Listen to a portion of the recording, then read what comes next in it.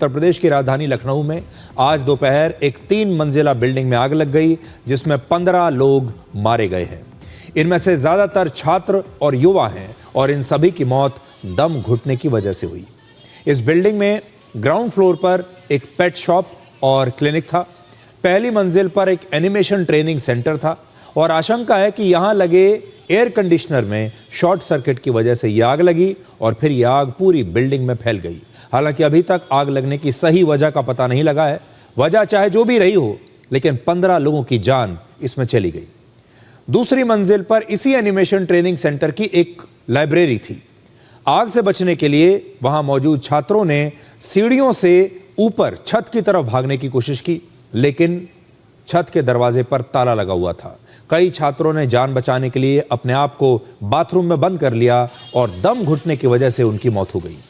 इस भीषण आग से अपनी जान बचाने के लिए एक छात्र ने ऊपर की मंजिल से नीचे छलांग भी लगा दी।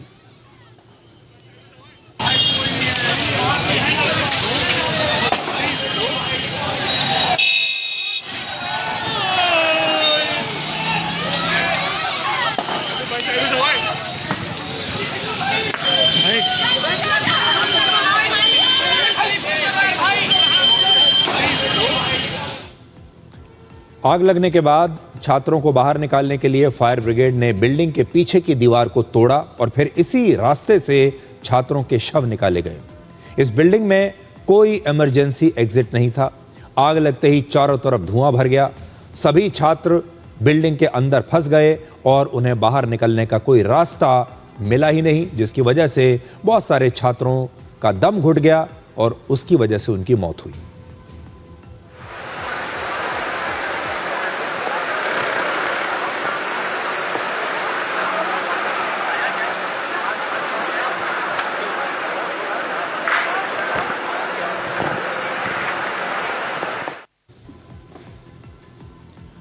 अब देखिए, पहली मंजिल पर जो एनिमेशन ट्रेनिंग सेंटर था, वहां छात्रों को कार्टून बनाने और एनिमेशन तैयार करने की ट्रेनिंग दी जाती थी। ये एनिमेशन सेंटर था। आजकल आप जानते हैं बहुत सारे जो हमारे युवा हैं, छात्र हैं, वो एनिमेशन सीखते हैं।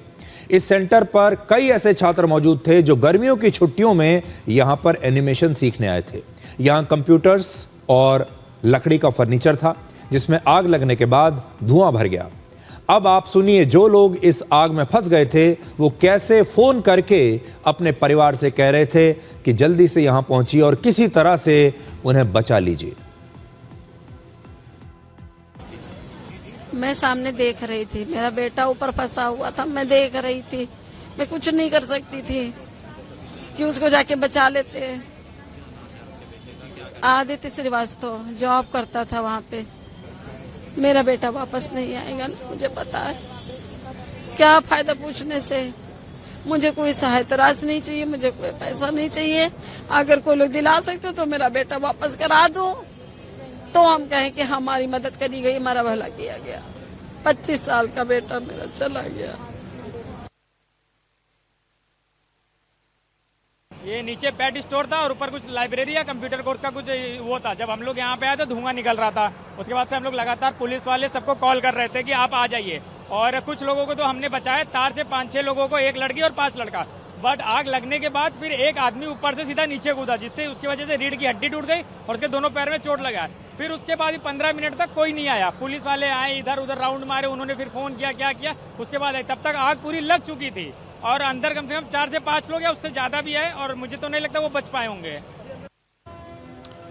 इस दुर्घटना में इतने सारे लोगों की मौत इसलिए हुई क्योंकि एनिमेशन ट्रेनिंग सेंटर के दरवाजे पर एक ऑटोमेटिक लॉक लगा हुआ था और आग लगते ही वो दरवाजा अपने आप जैम हो गया, लॉक हो गया और अंदर मौजूद लोग अंदर ही फंस कर रह गए और इसीलिए इतने लोगों की मौत हो गई।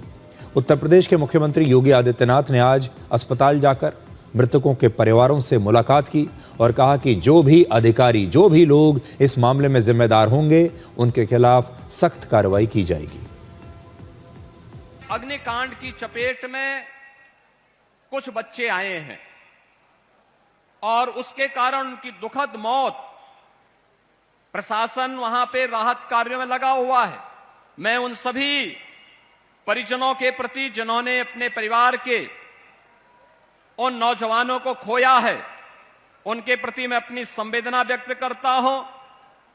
उन पूरे परिवारजनों के प्रति और इस पूरे मामले के लिए मैंने उत्तर प्रदेश के पुलिस महानिदेशक और अपर मुख्य सचिव गृह को भी कहा है कि वे स्वयं मौके पे जाकर के इसकी रिपोर्ट प्रस्तुत करें। इस पूरे मामले की तह में हम जाकर के दोषियों को सजा भी दे सकें और उन पीड़ित परिवारों के प्रति अपनी संवेदना भी व्यक्त कर सकें। बहुत ही दुखद घटना है। घटना के उच्च स्तरीय जांच के निर्देश दिए गए हैं। प्रमुख सचिव गृह महोदय और डीजीपी महोदय मौके पर हैं। पूरी घटना की उच्च स्तरीय जांच के निर्देश दिए गए हैं और प्राथमिकता भी है घायलों को अच्छे से अच्छा इलाज मिले और घटना कैसे घटी, क्यों हुई, इसके जांच रिपोर्ट आने के बाद ही कह पाएंगे। लेकिन ये तय है कि इस पीड़ित परिवार के साथ, पीड़ित परिवारों के साथ हमारी पूरी सरकार खड़ी है।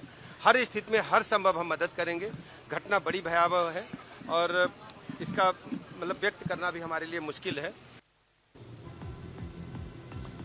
तो देखिए, असल में इस प्रकार के जो इंस्टीट्यूट्स होते हैं, कोचिंग सेंटर होते हैं, इस प्रकार की जो बिल्डिंग्स होती हैं, ये मौत का पिंजरा होती हैं। लोग इनमें जाते हैं अपना काम करने के लिए, छात्र पढ़ने के लिए जाते हैं या कोई भी किसी भी काम करने के लिए जब इस प्रकार की बिल्डिंग्स में जाता है उसे पता नहीं होता कि ये कैसे एक मौत का पिंजरा होती हैं।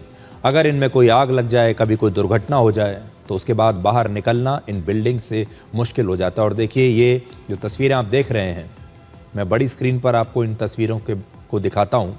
ये देखिए, दीवार तोड़कर उसके बाद सहायता पहुंचाई गई है क्योंकि इस बिल्डिंग में अंदर जाने का कोई और रास्ता था ही नहीं। आप देखते जाइए इस बिल्डिंग की तस्वीरें, एक एक करके जो नई तस्वीरें आ रही हैं, ये हम आपको उन तस्वीरों को लगातार दिखा रहे हैं। ये दीवार को तोड़ना पड़ा और तब जाकर फायर ब्रिगेड के लोग इस बिल्डिंग के अंदर जा पाए। अंदर जाने के बाद उन्होंने देखा कि बहुत सारे लोगों के शव अंदर पड़े हुए हैं क्योंकि दम घुटने की वजह से ये सारे लोग बाहर नहीं निकल पाए और इनकी अंदर ही मौत हो गई क्योंकि ये लोग अंदर ही फंस गए थे। हमारे देश में हमेशा एक दुर्घटना होती है और फिर अगली दुर्घटना का इंतजार होने लगता है। जब भी कोई दुर्घटना होती है तो लोग अक्सर उस पर बहस करते हैं। पहले बहुत सारी चीज़ें की जाती हैं, उसकी कमियां निकाली जाती हैं, कहा जाता है, जांच की जाती है, फिर पता चलता है कि हाँ ये कमी थी, ये कमी थी, सरकारी अधिकारियों ने अपना काम नहीं किया, पूरे सिस्टम ने अपना काम नहीं किया, कैसे भ्रष्टाचार है। सवाल पूछे जाते हैं कि अगर इस बिल्डिंग के अंदर कोई इस प्रकार की बचने की जगह थी नहीं, अगर इस बिल्डिंग में आग लगने की स्थिति में बाहर निकलने के लिए कोई इमरजेंसी डोर नहीं था तो फिर इस बिल्डिंग को अभी तक ऑपरेट करने की इजाज़त कैसे मिली हुई थी। ये सारी बहस चलती है, जांच की जाती है और फिर कुछ समय के बाद लोग भूल जाते हैं और फिर अगली दुर्घटना होती है और फिर वही ड्रिल लगातार बार बार चलती जाती है। यानी हमारे सिस्टम में कोई भी सबक नहीं लेता। आपको याद होगा, इसी महीने 3 जून को दिल्ली के मालवीय नगर में भी ऐसे ही एक 5 मंजिला होटल में आग लग गई थी जिसमें 20 से ज्यादा लोगों की मौत हो गई थी। दिल्ली की इस दुर्घटना के लगभग 2 हफ्ते के बाद ही आज लखनऊ में इस बिल्डिंग में आग लग गई। दोनों घटनाओं में कई समानताएं हैं, जैसे दोनों ही बिल्डिंग्स कमर्शियल हैं। दिल्ली के होटल में एंट्री और एग्जिट एक ही होने की वजह से बहुत सारे लोग अंदर फंस गए थे। बिल्कुल ठीक वैसे ही इस बिल्डिंग में भी, लखनऊ में भी ज्यादातर लोग इमरजेंसी एग्जिट ना होने की वजह से बिल्डिंग के अंदर ही फंस गए। दिल्ली की तरह लखनऊ में भी एनिमेशन ट्रेनिंग सेंटर के दरवाजे पर ऑटोमेटिक लॉक लगा हुआ था जो आग लगते ही जैम हो गया। अब आप सोचिए, इस प्रकार के जो ऑटोमेटिक लॉक होते हैं, जो न जाने आज हमारे देश में न जाने कितनी बिल्डिंग्स में लगे हुए हैं, अगर इन बिल्डिंग्स में कोई दुर्घटना हो जाए, आग लग जाए, तो सबसे पहले यही ऑटोमेटिक लॉक जैम हो जाते हैं और फिर अंदर जो लोग मौजूद हैं वो अंदर ही फंसकर रह जाते हैं। लखनऊ के हादसे से फिर वही सवाल खड़े होते हैं जो अक्सर ऐसी दुर्घटनाओं के बाद पूछे जाते हैं। पहला, इस बिल्डिंग में इमरजेंसी एग्जिट क्यों नहीं था? आजकल ऑटोमेटिक गेट लगाना एक फैशन बन चुका है, जबकि जगह बचाने के लिए इमरजेंसी एग्जिट नहीं बनाए जाते क्योंकि इसमें ज़्यादा जगह लग जाती है और लोग अपनी जगह को वेस्ट नहीं करना चाहते। हमारे पूरे सिस्टम में जो सेफ्टी है, बिल्डिंग के अंदर मौजूद लोगों की सुरक्षा जो है वो आखिर में आती है, उसके बारे में कोई सोचना नहीं चाहता। सबको पैसा कमाना है, सबको पैसे का लालच है। दूसरी बात, क्या इस बिल्डिंग का फायर सेफ्टी ऑडिट समय पर किया गया था और क्या इस बिल्डिंग को फायर डिपार्टमेंट से कोई एनओसी मिला था? तीसरा सवाल, क्या इस बिल्डिंग में फायर एक्सटिंग्विशर्स और अलार्म सिस्टम काम कर रहे थे या फायर एक्सटिंग्विशर्स और अलार्म सिस्टम वहां पर थे ही नहीं? ये तो जब जांच की जाएगी तो पता चलेगा। और चौथा सवाल, क्या इस बिल्डिंग में अवैध कंस्ट्रक्शन भी हुआ था? ज्यादातर मामलों में ऐसा देखा गया है कि ऐसी कमर्शियल बिल्डिंग्स में बिना अनुमति के लगातार अवैध कंस्ट्रक्शंस किया जाता है। परमिशन होती है 2 फ्लोर्स की, बना दिए जाते हैं 4 फ्लोर्स, और हर उस कानून का उल्लंघन किया जाता है जो कि बिल्डिंग बाय लॉज में जिनका प्रावधान है। अब ये सारे लोगों को अगर आप देखेंगे, ये परिवार हैं, माएँ हैं, इनके बच्चों की क्या गलती थी? इन माओं की क्या गलती थी?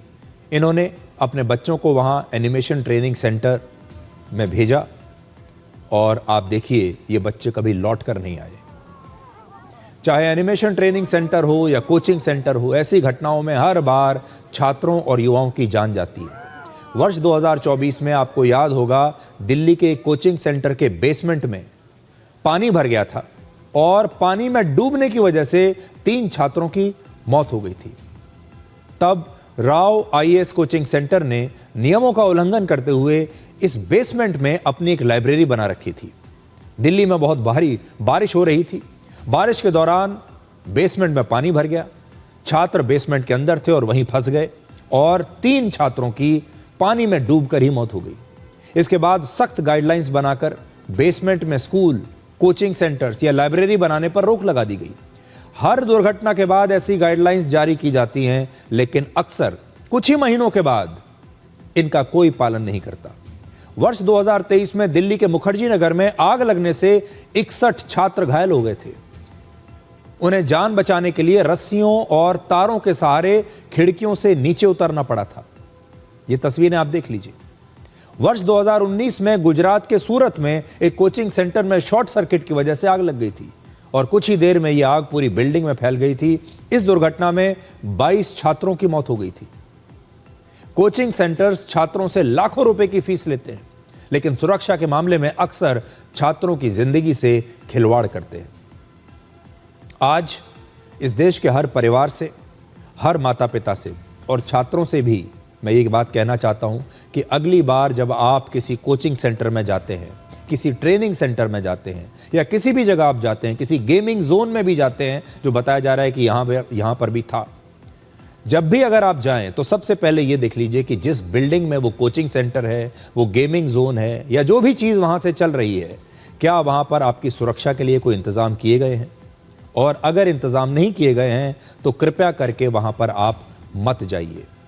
आज ये जितने बच्चे वहां पर थे, जितने लोग वहां पर मौजूद थे, जो दोबारा अपने घर कभी नहीं लौटेंगे जिंदा, अगर ये यहां पर ना जाते तो आज इनकी जान बच सकती थी। आज इन सब के परिवार, इन सब के माता पिता यही सोचते होंगे कि अगर हम अपने बच्चों को इस ट्रेनिंग सेंटर में ना भी भेजते तो कौन सी बड़ी बात हो जाती। थोड़े दिन के लिए बच्चा बेरोजगार रहता, थोड़े दिन के लिए हो सकता है उनका बच्चा एनिमेशन ना सीख पाता, कुछ काम थोड़े दिनों के लिए ना हो पाते, हो सकता है बच्चा कुछ दिन के लिए बेरोजगार रह जाता, लेकिन कम से कम जिंदा तो रहता। इसलिए आपसे भी ये कहना चाहेंगे कि इस प्रकार की दुर्घटनाएं कभी भी हो सकती हैं, कहीं भी हो सकती हैं। और हमारे देश में बिल्डिंग्स की जिस प्रकार की हालत आज है, खास तौर पर कमर्शियल बिल्डिंग्स की, उनमें कोई सुरक्षित नहीं है और आपको सबसे पहले अब अपनी सुरक्षा खुद करनी पड़ेगी। क्योंकि जब अधिकारी बिक चुके हों, चारों तरफ भ्रष्टाचार फैला हुआ हो, जब आपकी सुरक्षा को लगातार पैसों में बेचा जा रहा हो, तब आपको अपनी सुरक्षा के बारे में सबसे पहले अब खुद ही सोचना पड़ेगा।